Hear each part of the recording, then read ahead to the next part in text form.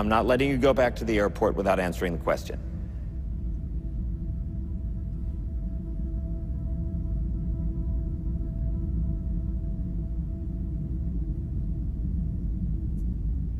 Well, our Constitution is a masterpiece. James Madison was a genius. The Declaration of Independence is, for me, the single greatest piece of American writing.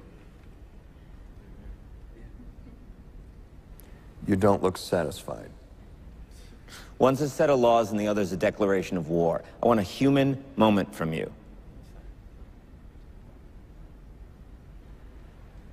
What about the people? Why is America not the greatest country in the world, Professor? That's my answer. You're saying... Yes. Let's talk about... Fine. Sharon, the NEA is a loser. Yeah, it accounts for a penny out of our paycheck, but he gets to hit you with it anytime he wants. It doesn't cost money. It costs votes. It costs airtime and column inches. You know why people don't like liberals? Because they lose. If liberals are so fucking smart, how come they lose so goddamn always? Hey. And with a straight face, you're going to tell students that America is so star-spangled awesome that we're the only ones in the world who have freedom? Canada has freedom. Japan has freedom.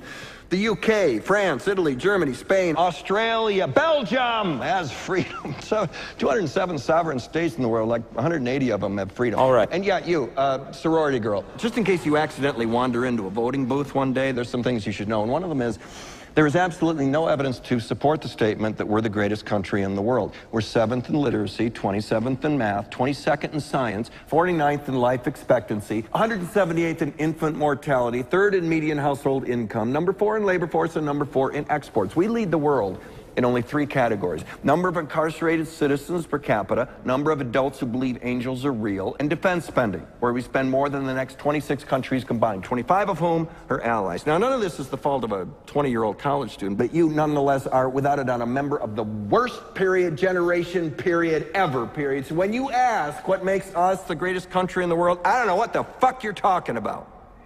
Yosemite?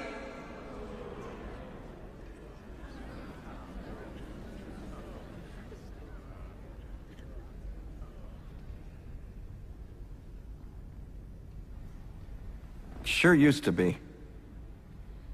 We stood up for what was right. We fought for moral reasons. We passed laws, struck down laws for moral reasons. We waged wars on poverty, not poor people. We sacrificed. We cared about our neighbors. We put our money where our mouths were, and we never beat our chest. We built great big things, made ungodly technological advances, explored the universe, cured diseases, and we cultivated the world's greatest artists and the world's greatest economy. We reached for the stars, acted like men. We aspired to intelligence. We didn't belittle it. It didn't make us feel inferior.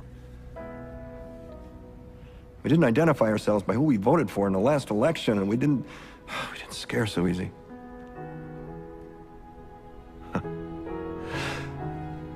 We were able to be all these things and do all these things because we were informed by great men, men who were revered. First step in solving any problem is recognizing there is one. America is not the greatest country in the world anymore.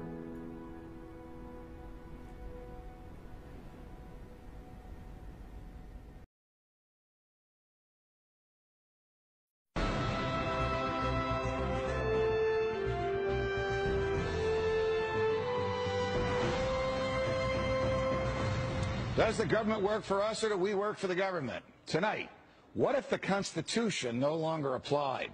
What if the whole purpose of the Constitution was to limit the government?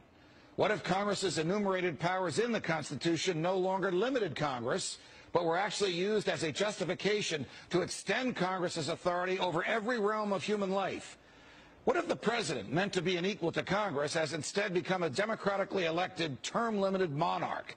What if the president assumed that everything he did was legal just because he's the president?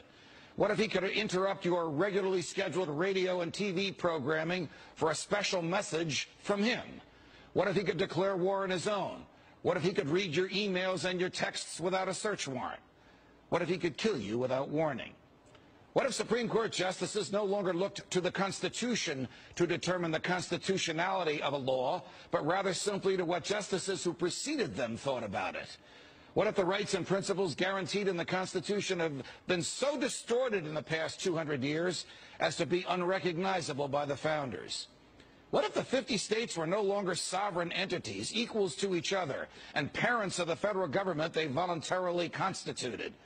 What if the states were mere provinces of a totally nationalized and fully centralized government?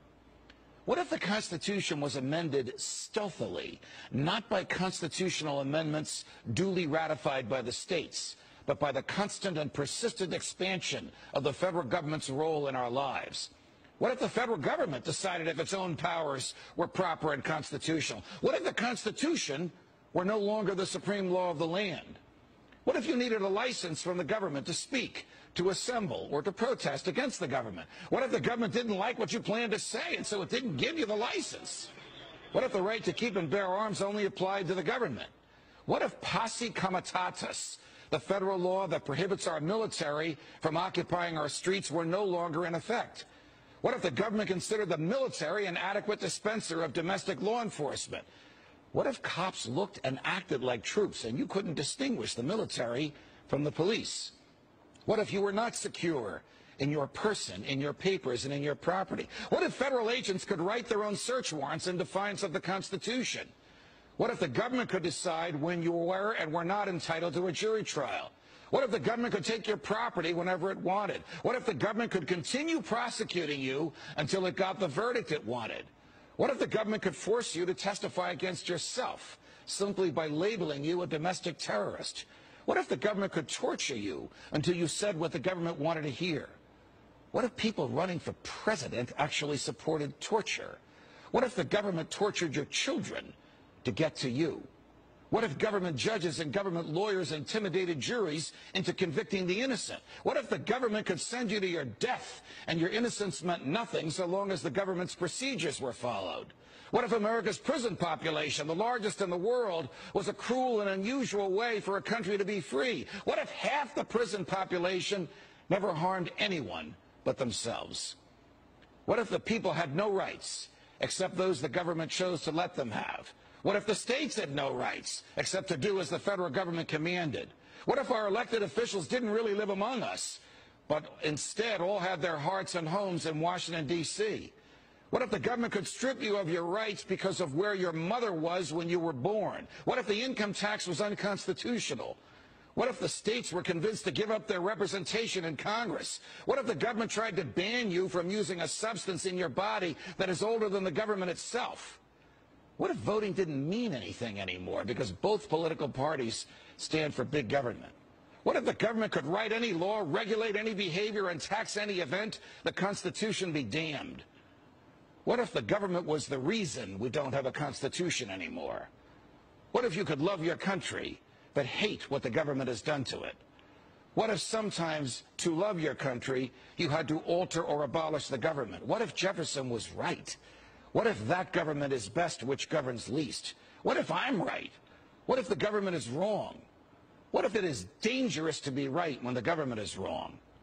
What if it is better to perish fighting for freedom than to live as a slave?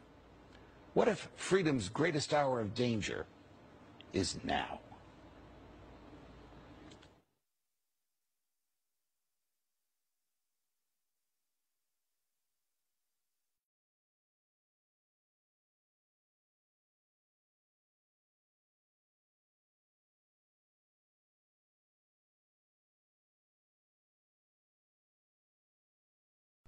Hey Charlotte County, this is Charlotte County COPWATCH, and I'd like to thank you for all your years of support through the years.